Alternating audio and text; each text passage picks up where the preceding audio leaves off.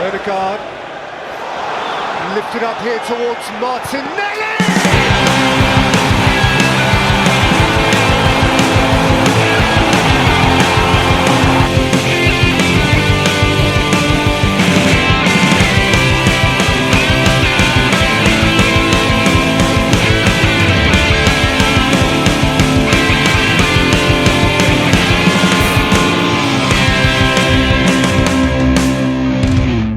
Hello and welcome to Whatever the Weather, another Arsenal podcast. Listener, we're recording on Sunday the 10th of November after a little break in podcasting.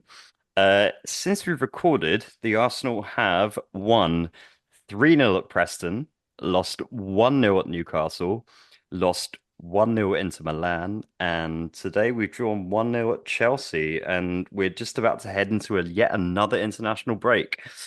I'm joined by James. Hello. And by Keith. Hello. How are we doing? All right, I think. All right. We didn't lose today. That's a start. Yeah, true. Bit of a rotten run of form, isn't it? It's not ideal. Yeah, look, obviously after the loss to Bournemouth and the draw against Liverpool, I think we knew that this would be a tough run with four away games. And probably what's compounded it is obviously Man City's form has been less than imperious at the moment, and Liverpool's has been quite good. So that has been a bit of a as the media and everyone on Sky Sports was at pains to point out, I've got a 9-point lead. Could have been 10 points, obviously, if we hadn't picked up the draw today at Stamford Bridge. Ironically, it's strange, isn't it, that the run of fixtures that we've had, and I'm not going to hide behind that at all. I think it's patently obvious that our form hasn't really been good enough in the last few games. But the run of fixtures we've had in the league, away fixtures in particular, Villa away, City away, Spurs away, and now Chelsea away, obviously with Liverpool at home, is a much harder run than anyone else has had to face so far. We've played the majority of the teams that you'd expect to finish in the top 8, I suppose. Normally, picking up points away from home would be considered quite good.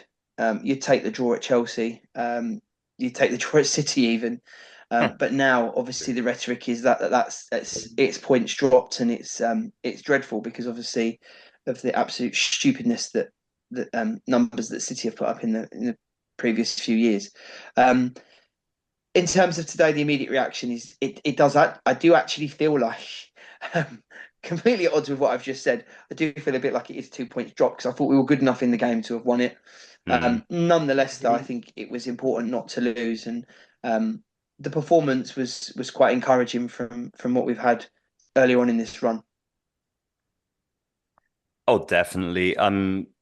Compared to the last few games, there was something quite nice about watching this game today. We set up well. I mean, if you and if you guys agree with me, but if you look at when you saw the lineup, you were like, oh, that's that's pretty Good solid. lineup. I think in this moment, it's probably our strongest team, isn't it? In this moment, and definitely. I was going to jump in there, Graham. Actually, go on. Yeah, feel free. When you were saying that you felt better about watching this game in the last few performances, do we atone that all down to the fact that our captain Martin Odegaard is back in the team? Yeah. It's been quite the miss, isn't he? Basically, yeah. Huge miss. Yeah. Season-defining miss, you could argue, but hopefully it's not season-defining. But we definitely have struggled because without him, we've just got no creativity. We've really struggled to create chances. Keith, can I just ask you, if you're saying there that we've got no creativity with that Martin Odegaard, do you think that's good enough for a club such as Arsenal? No. I mean, and do you think that's good enough?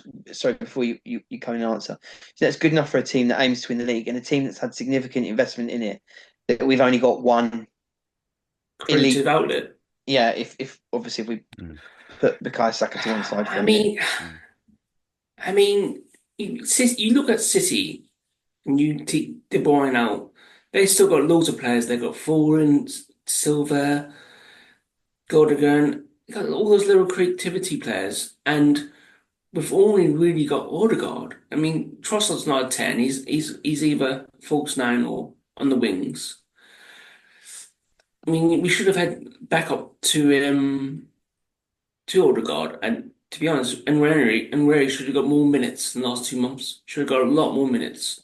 Do you But it's think a bit obviously? unfair to put all that pressure on a 17-year-old, and I can understand why Arteta didn't play him. But I mean, we've been crying out for creativity for 2 months now, and it's not good that one player has basically derailed our season. One player injury to one player has basically derailed our season in the league. Mm.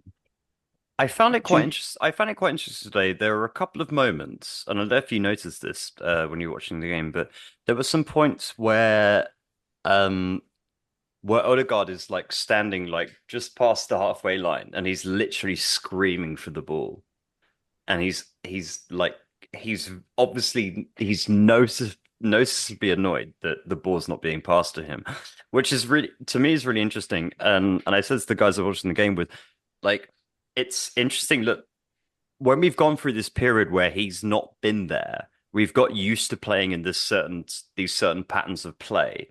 When he's not there, um, we've got used to it, but then he's there and he's literally screaming for the ball. Like we've gotten so used to it that we forget he's there. And I agree with you what you're saying about creativity, but at some points I was like, man, just give him the bloody ball. Like I want to see what he can do from that because He'll be out for 2 months, so the team's going to have to get used to him being there again, and well, his he's going to get. absence, yeah. I mean, we've been so functional last 2 months, and we've been playing like that same way. We've been approaching games pretty much each game pretty much the same way. It feels like, Hmm, and I'm not surprised it didn't quite click today. It clicked better, but it didn't quite click fully. If that makes sense. hmm, So does. I just hope he doesn't go on international break, gets injured again, because if he does, that's the season. That is the season over. He gets injured again in the international break. Yeah. James, you want to I say something? would, yeah, I'd like to come in on a couple of things. Your point about Man City, I think, whilst valid about their creative options, it's completely undermined by the fact that you take Rodri out and they suffer badly, and They Rodri Yeah. is out and they are still suffering creating badly. So it does chances. happen. Rodri's out and they're losing games. Yeah, So Mm. that's it. Four in yeah, a but row they're they've still. I lost. mean, my point was they're still creating lots of chances. But if you're not winning games, Well, that's Mm. true. Yeah, but they don't. do you No. know what I mean? You're not winning Yeah, games. I mean, yeah. yeah, we've it felt like we've consciously become a bit more conservative in our approach um, since Odegaard's been injured. I look, composition of the squad. I didn't envisage this conversation going quite this way at this point, but clearly the manager thought and made a decision that Fabio Vieira wasn't good enough, and I back that. I Emil think Smith everyone Rowe backs was an that. asset. Emil Smith Rowe was an asset that we all love. Look, I made a statement in one of our WhatsApp groups the other day, and I said that if you offered me a swap for him and Martinelli now, Mm. I'd do it. And I Yeah. stand by 100%. that. Because I really rate Smith Rowe as a player and I always have. But he was a player who wasn't getting game time. He didn't fit with the particular style of play. Um, and there was pure profit money on the table that we just had to take it. So once those decisions are made, obviously Mm. you can argue that he put all in on the Ethan Waneri basket. Should Erdegaard get injured? But I think had Erdegaard picked up an injury, and I really hope this doesn't happen, so I'm proven right. But if he picked up an injury in any other part of the season, when we had a kind of run of games, I think you would have seen Ethan Waneri a lot more. I think the fixtures have dictated the way we've approached them. I think it would be wrong at this moment in the season to put everything on a 17-year-old, albeit an incredibly talented 17-year-old. I Yeah. saw that firsthand at Preston, but yeah, he's as I said, an immensely talented player, but you can't lump the whole Yeah. club's creativity on the back of him. I think he could have got more minutes. I agree with you. I think Almost for example. I think there's always been a question mark right since the start of Arteta's reign about his use of subs and his rotation of the squad, and we'll probably come on to that a little bit later. But for sure, I think um, the composition of the midfield has been a bit of a concern for me for a while. I think it surprised me in a good way that Thomas Partey has been the mainstay.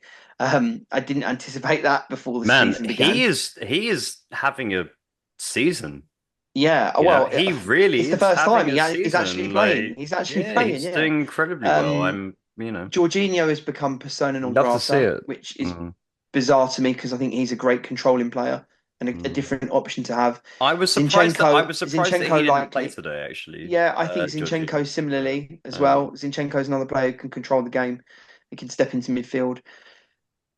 We've missed this left eight since Granit Xhaka's left and brought it in with Mourinho, and he's kind of the obviously a difficult start because of the injury, and then he's kind of not really showcased himself superbly. He's had a couple of games where he's kind of been hauled off at half time, so yeah, not the greatest of starts for him. And then you're left with Declan Rice, and Declan Rice progression of the ball. He's good at running onto things, but yeah, he doesn't have the nuance of an Odegaard, and then so it looks a lot worse than it actually is. I feel, mm, and I think that it's quite obvious that Mikel probably realised that he's not stupid. He knows far more about football than I ever will, and he's obviously decided to take us in a bit more of a pragmatic approach. But it has been hard to watch at times, and I do think um, today was a lot better for sure. And as I said, I was a bit disappointed. I thought we had chances to win. Look, if you're a Chelsea fan, which I hope no one listening to this is a Chelsea fan, but if there is someone who has got an ounce of neutrality about them who's listening to this, yes, I know that Chelsea had a golden chance to lead with when Gusto headed over after about over from 4 yards or whatever it was. mm. But I felt that we had a couple of really good opportunities. Martinelli had a good chance that was I think he should have done better with in the first half. And then obviously there was that great chance right at the end, which it may well have been given offside when Saliba plays it across the box, but Trossard gets in Havertz's way and it's skewed wide. And I think, but yeah, they were the clear opportunities. But I felt like we imposed ourselves much better on the game. We struggled to get Saka in great positions, which I think was a little bit of a concern. But otherwise, yeah, I thought we played quite well. I don't think we looked hugely troubled. It was surprising when Chelsea did score. If they were going to do something, it would have been through Neto. I think it was a play that we were long linked with.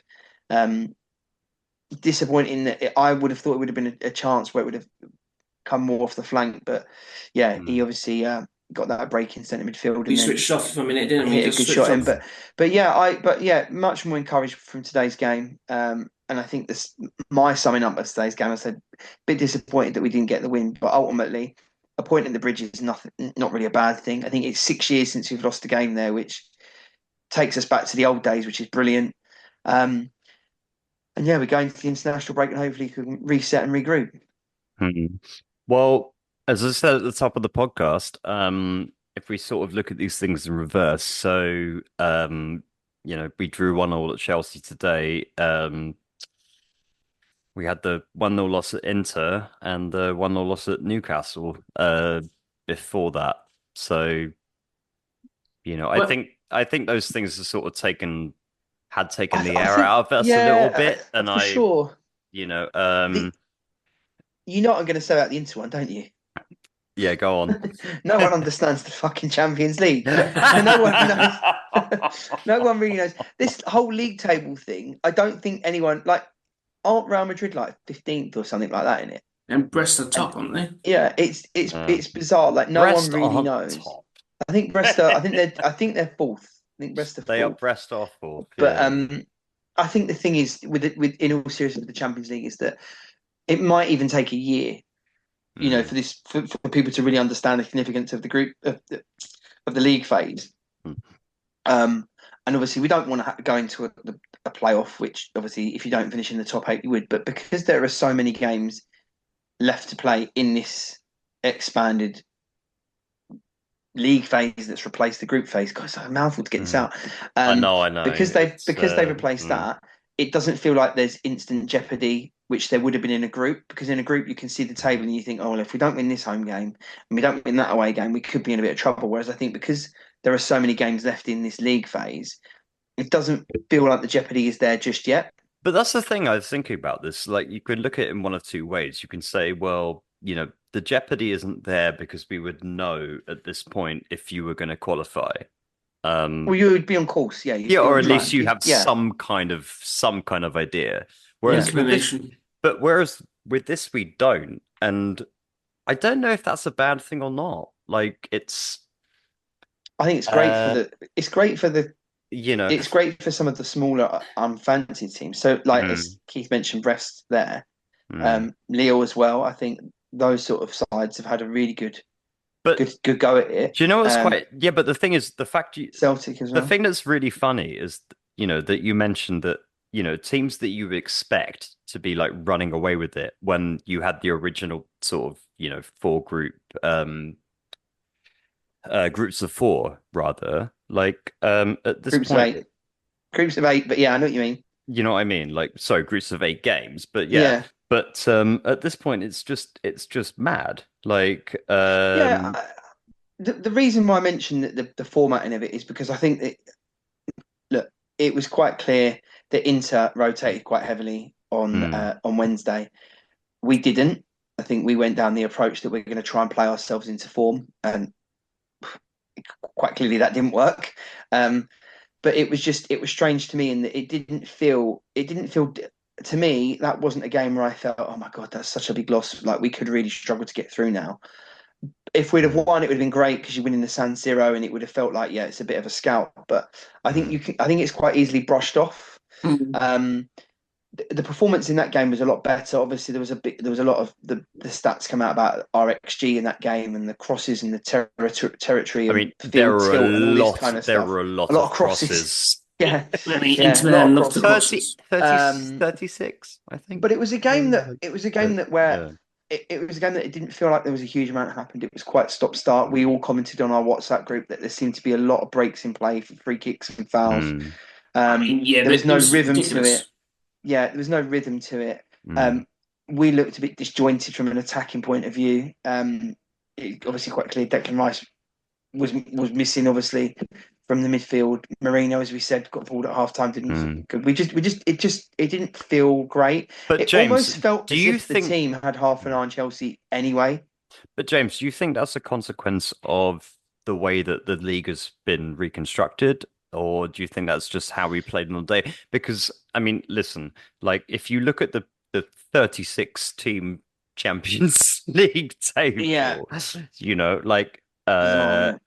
PSG have 4 points out of 4 games.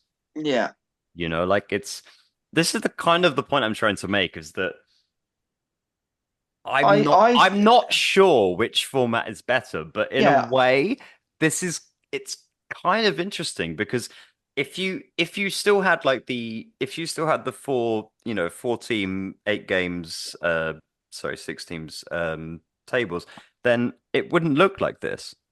Like it just wouldn't. I think the point is no one really understands it. There's a lack of jeopardy, but the fact is, and the point I was trying to make is that because there's so many games and because no one really knows where they stand, people are Mm, prioritising their league competitions, and it was clear that Inter Milan were, and it's I think very likely that we had half an eye on Chelsea anyway. Although mm, the team selection didn't allude to that, I think it was quite clear. As I said, we were trying to play ourselves into form. Um, or the team selection that Mikel picked, picked quite a strong team. But I don't think anyone was hugely bothered by that. Everyone knew that the big game Mm. would be Chelsea because of the losses to mm. Bournemouth and then Newcastle. The Newcastle game was really that was one of those ones that I think that you get one of those, at least one of those every season. Last Yeah. season we had it away to Fulham, where the team just doesn't turn up and you deserve to lose. And you just, at the end of the day, it's really frustrating. We all like to point the finger of blame. We should have picked this player. We should have picked that player. We should have made this sub. Should have made that sub. Blah blah blah blah blah. Mm. But really, in the cold light of day, it's one of those fixtures where you just throw your hands up and say, "Do you know what? We were shit. We deserve to lose, and that's that." And I think that's what Newcastle was. The Newcastle game, like you said, it's just one of those games we have one or two a season.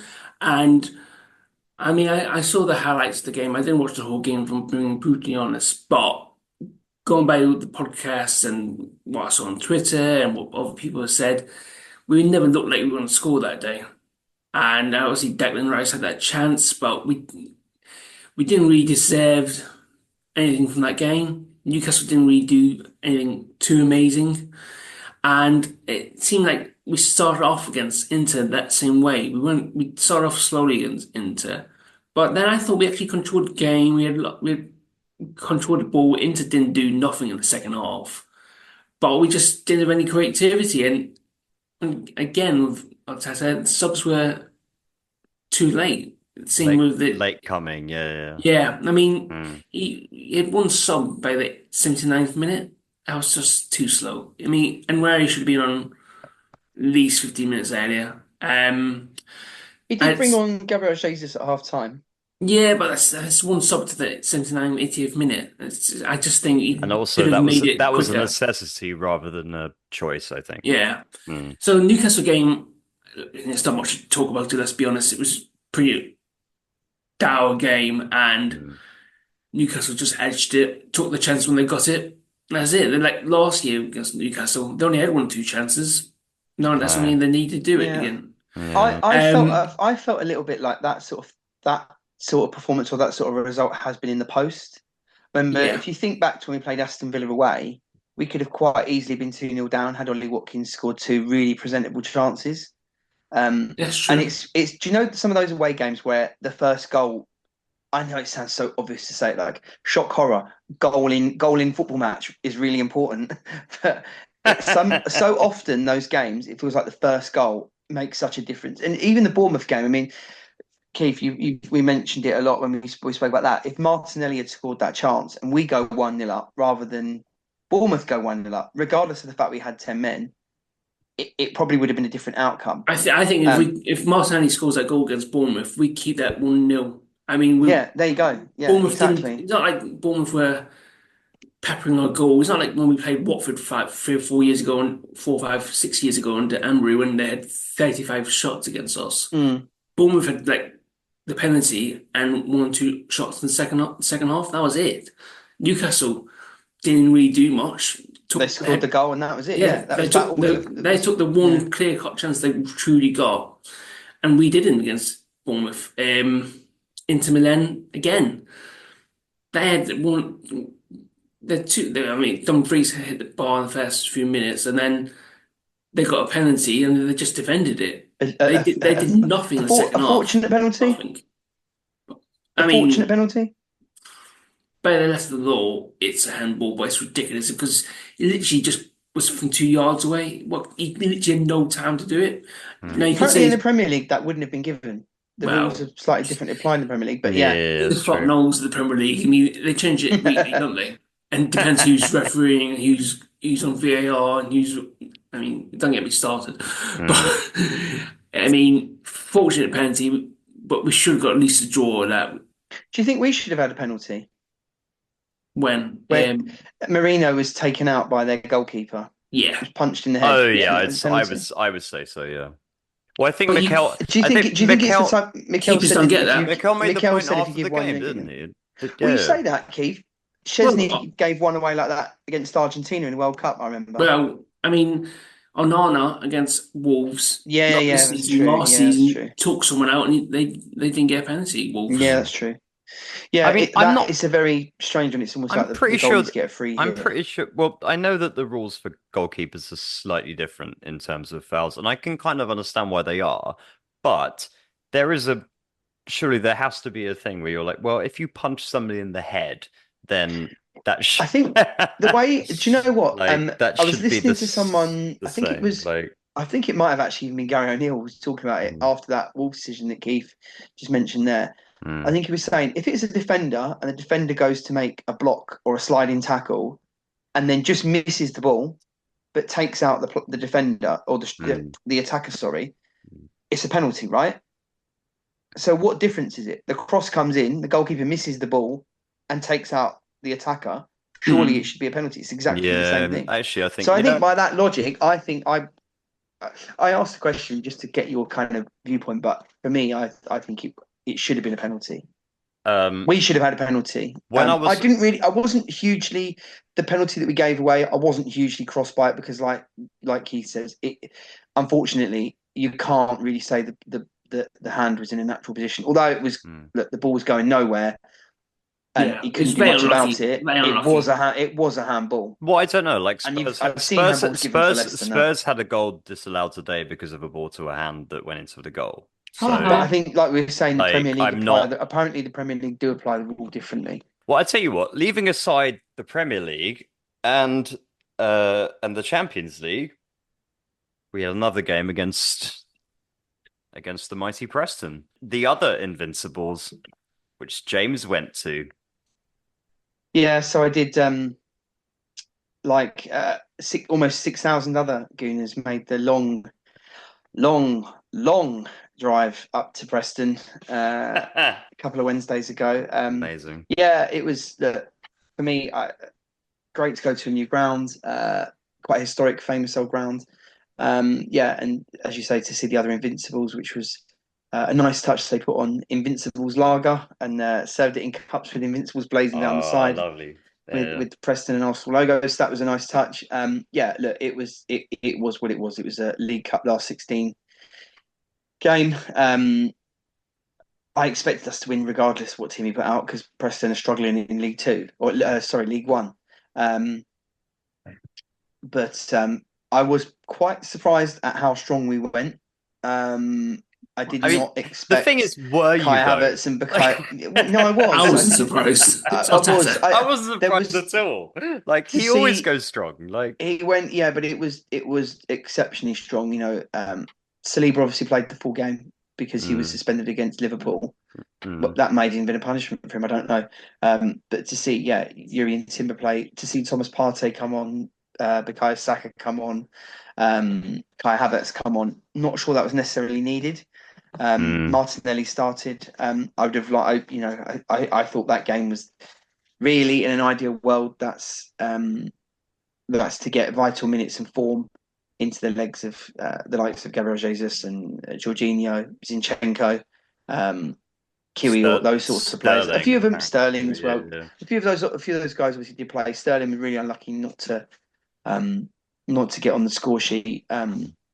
Had a couple of really unfortunate chances, but look, I think the only thing really of any note, well, the two things of note to say about that game is that one was that I think that was a real coming of age performance from Ethan Nwaneri, and we've said before on this podcast, Keith's called for him to get more minutes in the first team. I think it is quite clear his talent and his form is becoming undeniable, and I think he's soon going to be.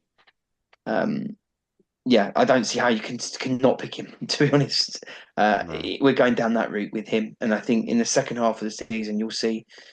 I'm sure there will be more minutes for him, and more appearances for him because he's absolutely sensational young talent, and we're lucky to have him. I think that's definitely a case. He should have started at least one game against either a league game, yeah. Against Bournemouth. Bournemouth away was a perfect chance to play him. I just don't understand. Not to dig up past things, anything like that, but he should have started that game, or maybe even he should have started against Inter. Inter rotated players. A non-Premier Bournemouth League isn't game. the light touch that perhaps the people thought they were, though. No, they have beaten Man City as well. I get your point. I do get your point with that. I think the bigger thing is that regardless of whether he should start a game, he should have just had more minutes. Yeah. He doesn't need 10 minutes at the end, the garbage minutes when we're really trying to chase the game. And it's like, right, come on, young 17-year-old, save us. Go and earn us points to go and save the game. No, you're right. Even with his cape on. I expect, as I say, as we get over this international break and head towards the second half of the season, I'm sure he'll play more minutes. And I think he's going to be some of the big future at Arsenal. We all know that anyway. And it's good to hear that we've got him tied down on a decent contract and obviously the youngest player in Premier League history, youngest player in Arsenal history. The previous player to him, I think, was Cesc Fabregas, and he obviously went on to have a really good career with us. So hopefully Ethan Nwaneri can do the same, and if not better than that. It'd be good if he actually stayed his whole career at Arsenal. But yeah, that's what dreams are made of. But enough of that. I think the other talking point from Preston was probably, did we go too strong, and did that put minutes in legs? And mean that we weren't as fresh as we could have been Newcastle in the following games. So Newcastle 12:30 on a Saturday. Did we really need all those minutes in legs? I mean, because that was, as we said, that was a very tired, leggy performance. Could that have been avoided if we'd have had the freshness of midweek. Yes. It's as Oh, simple as that, 100%. really, isn't it? Yeah. I mean, I Yeah. can see why he did go strong, to get players back into form and stuff, possibly, but he could have rotated 2 or 3 more players, without a doubt. I mean, yeah, I Do mean, we I need don't. to win the League Cup? It's a cup we haven't won in 30 years. So I would say yes, but I know what your Would point that is. indicate success? I mean, No, James, that's stop a it. Like, No, no, that's no. we, I'm another. asking. No, we'd because I'm like to win no, it. no, no, no, Like, no, no, no, it'll no, be no, no, fun, no, no, but no. I want to win the League Cup. Let me put that clear. I'm Dan can get us asking you. tickets. I'm asking you guys for your opinion because A, it's good content for a podcast. But secondly, the reason I'm asking that question is because look, Mikel is potentially going to come under a little bit of pressure. Mm. And I'm not putting this all on Keith. Keith is one of Listen, a large minority of Arsenal fans, and I say minority because I think the majority are quite happy clappers, but a mm, minority of Arsenal fans that have genuine concerns that Mikel doesn't manage the squad effectively, mm. doesn't Yeah, use his substitutions correctly. I mean, we all know that Arteta needs to manage the squad better, and it's been a big talking point for 3 or 4 years. I mean, the prime example for the Preston game was bringing on Saka with half an hour to go when we were 3-0 up. Why? Just why? It doesn't make any sense. It made no sense to me. It made no sense to anyone else. And then we play against Newcastle. We're tired. Like we said, we didn't play well at all that day. Didn't turn up, and we lose the game. I mean, the Inter game, he could have brought on subs more than one sub by the 79th minute. And I think Arteta does need to win something this year. Mm. I think the League Cup it's a trophy we haven't won for 31 years. It's a day out at Wembley. We're probably not likely to win the league this year. So I think a trophy or two is vital. And I think a League Cup would be a good start. If we could, I mean, So would then, so that does. Are we now saying that he's put his eggs in the basket by going strong against Preston? That he's got to I continue that against Palace now, and we've got to try and win the cup. probably, but I think he probably more than that was like you said earlier, trying to get players back into form. And that's why he probably went so strong against Preston, but he didn't need to. Why bring on Saka with half an hour to go when we're 3-0 up? Well, Graham, do you think? you've kind of answered your own question there because you said like why would you bring on Saka when you've got half an hour to go? Yeah, Um, but Saka doesn't I need to I'm be played. He doesn't need no, to but get into form. He's one no, of the but few players that's done so in the last few weeks. right, but I think Graham, before you, I know what you're going to say. We were 3-0 up at League One Preston. no, Bukayo Saka was not going to he wasn't going to secure that win. no, that wasn't what I was going to say actually. Like Go on then, Graham. Keith, Go on, then. I think Bukayo Saka actually wanted to play, Well, you and tell I him think not to then. and I think that's Tell him why. not to. Yeah, but It's Preston away, for heaven's He sake. didn't want to play. He didn't want to play. I'm I pretty went sure to he that did. game. I didn't even want to go to it. No one wanted to be there. It was wet, miserable. No one wanted to be there. No one wanted to be there. Well, listen, Look, you're the one who no, drove 300 look, miles look, to be there, look. mate. Like, In all honesty, look, I think, and look, Graham, I'll ask you, and in a simple yes, no, would you like to see Arsenal win the League Cup? yeah, 100%. Of course you would. Exactly.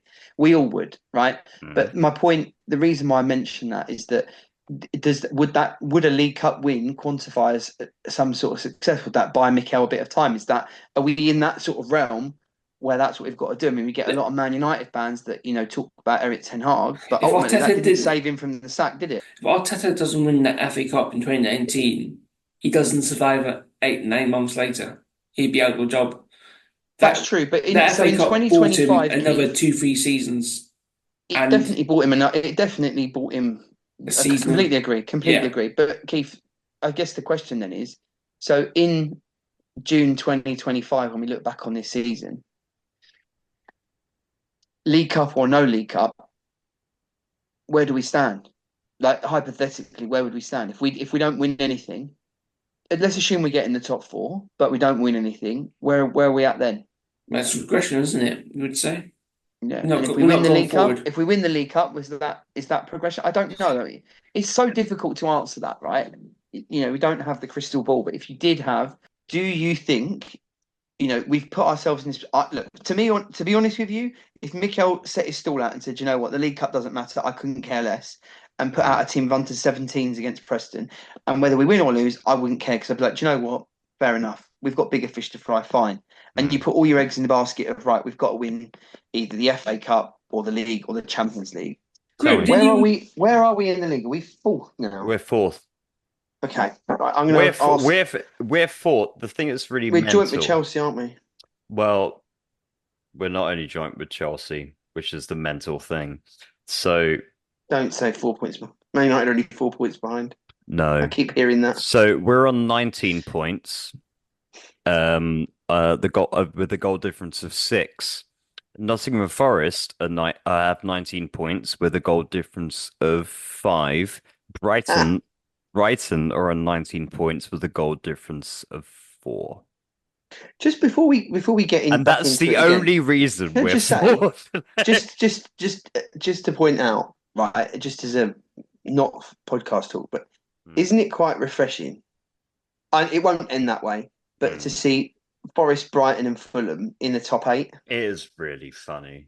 I think that's quite No, it is It's quite quite a refreshing. one-shot league, isn't it, this year, actually? No, but this is the thing that the I find quality quite gap in funny. it. The money's starting to come through. Yeah, now. that's the thing I find quite funny actually, is that this season does seem quite weird. Like, Yeah. and that's Yeah, why it does feel weird. and that's why I Like the don't. Leicester year. Yeah, no, but I can tell it's you what it weird. is No, actually. it's weirder I than can that. tell you what it is weird about this season. I have actually said it on a couple of our podcasts previously. The great oracle that I am. Do you know what is weird about this season? Seriously, it's all to do with the spacing of the fixtures. In that it doesn't have any rhythm to it Yeah. because it's stop start. Because it was Euros, then it was Premier League, then it was League Cup, then it was international break, then it was Premier League, then it was international break, then it was Champions League. And it's just never got any rhythm to it. It's just been constant stop. We're only 11 games in. It's weird. Bringing all that back round to the game today against Chelsea and the was it 2 points dropped to a point gained? I think, look, let's have it right. We've arrested a bit of a decline and we've got ourselves to the international break. And it was a must not lose game. We didn't lose it. So that's positive. If you guys were talking about the December period, which is always tough, right? There's something that's really unique about this particular December period is that we don't leave London. We have some away games, but we don't leave London. Yeah. Right. So we're playing United at home, then we're playing Fulham away, Monaco at home, Everton at home, Palace at home, then Palace away.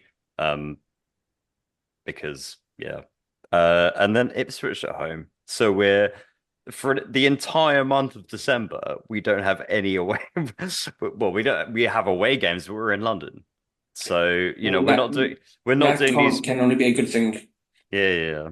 So I think so too. And actually saying that prior to that, November we're playing Forest at home, Sporting away. That's the only away game that we have outside of London. We play West Ham on the 30th of November. So yeah, it's all right. We're not traveling far. What do you guys think about this thing? It does seem that we've played a lot of difficult games at the beginning of the season. Yeah, I feel like that. And it's been a grind. It has, and it also feels in a way that it's probably a good thing that we've done that. Like there are games that we've quote unquote got out of the way. Well, you don't want Man City away towards the end of the season. Exactly. You don't want Newcastle away at the end of the season. You don't want Spurs away at the end of the season. So yeah, it's a bit like James said earlier. This season has felt very disjointed at times. There's been no rhythm to it, and I think, as like a minute ago, I said it's been a grind this season, and it has felt like that. It's been like a real grind. Obviously, the Odegaard injury meant no creativity. Every game has felt like a battle. Like get through this one, get through the next two, and then we get Odegaard back, etc., etc. So hopefully, we use this international break as a time to recharge a bit. Hopefully, pray no one gets injured, and then we can really push on after the international break. I mean, Yeah, we just got to put together a 5-6 winning game streak and then see where we are come January the 1st. Yeah, I completely agree. I mean, I think if I were to look back on, if we're doing a kind of foot on the ball moment, where are we at? I actually don't think we're in a bad shape at all, considering the games we've had, some of the injuries we've had to overcome, a little bit of the adversity. Look, we can always say we do things differently, and yeah, I'd be one of the first ones to complain that Mikel could have used the squad a bit differently or roll the subs. But yeah, unfortunate to lose the two away games to Bournemouth and Newcastle. And I think we were quite unlucky not to have got the win against Liverpool. But I can take that because I said, we had some fortune in beating Villa away. So you know what, it kind of evens itself out. You're not going to win every game that you deserve to, and you're not going to lose every game you deserve to. You're going to pick points up. It's what good teams do. But yeah, I do think that we showed enough in the game against Liverpool to not have anything hugely to worry about there. And I do think because of how they blew up last season. I mean, look, Mohamed Salah has started like an absolute train this season, but for a 32-year-old, I mean, Right. look, if he can keep that up the whole season and he fires them to the title, then look, do you know what? Fair play. But I Mm. don't think he can continue to post the numbers that he has throughout the whole season. He's definitely got It'd be a month miraculous, or 2 month injury in him. yeah, and Liverpool have shown that they can blow up a little bit, and they have. And they obviously they lost to Nottingham Forest earlier in the season. They have got those sort of results in them. So I'm I'm not hugely worried about Liverpool. Obviously, City I think can come again. And look, January means one thing for me, and that's the transfer window. And I'm sure both those teams would invest. So what looks like a good position now might not be them, but for sure. I think looking back on the start of the season so far, um, we've had some. There's been some real highs, and then there's been some in between. And I think the in between has been the style of play hasn't been free flowing, and we have certainly ground it out a few times. And that all this kind of narrative in the press that Mikel Arteta is the new Jose Mourinho and all this bullshit trying to clickbait Arsenal fans. Mm. Um, you know, we've been accused of having a soft underbelly for 20 odd years. We show a bit of grit and determination, and now suddenly it's boring, boring Arsenal and Stoke of the South and all this sort of stuff. Um, can we please keep boiling the piss of Please, the national media, please, please, because it's the absolutely. greatest thing. But Yeah. yeah, I think we up until I said the Newcastle performance was one of those you just throw in the bin and hope to move on. Bournemouth was a bit disappointing. Brighton felt like a lost opportunity because I think had Declan Rice not been sent off, we were coasting towards winning that game. Yeah. Um, Well, City away, do you know what? Did the sending off galvanise us? Who knows? A point at the Etihad is not the worst result in the world. So I I think we've think just it got to trusts take us that and stays move on. on. We win that game. Yeah, but do you know what I mean? We've just got to take that and move on. So I think Yeah. when you look back across at the opening 11 games, unless you win all 11, there's always going to be a little bit of if, buts, and maybe. I think today we saw a good bounce back performance and something to build upon. We've just got to get through this international break without any injuries, and then we go again. Mhm. When you list the games like you just did there, James, you could make an argument that the only game to be truly disappointed about, to really be annoyed about the most, is probably the Newcastle game. Because the other games had reasons why we didn't win, like Rice getting sent off or Saliba getting sent off. The only game you could make an argument to be truly annoyed about is probably the Newcastle game, because we just didn't turn up that day. Mm, yeah, Yeah. So like we always said, we just got to get through the international break and hope we don't get any more injuries and just get everyone fit and going forward. I Well, mean, it's I it's I it's I still always it's always like Keith to end on a happy note. I mean, well, I mean, I'm a big fan of Arteta. He's not going to change his rotation policies. He's not going to change his subs too much. Like, he's just not going to do that for 4 or 5 years. The subs thing is going to be a constant thing with him, unfortunately. Um, but I like to be an optimist sometimes. I know it's surprising to hear that, but I think we can get through the international break. Bring it on. Sterling gets there, lovely first touch, put it back inside. Ockles. Now he finds Jesus. Moneri makes himself room to shoot. What a goal! What a player this young man is now and will be in the future. Ethan Nwaneri made himself room to shoot and showed us all what he's about. Brilliant.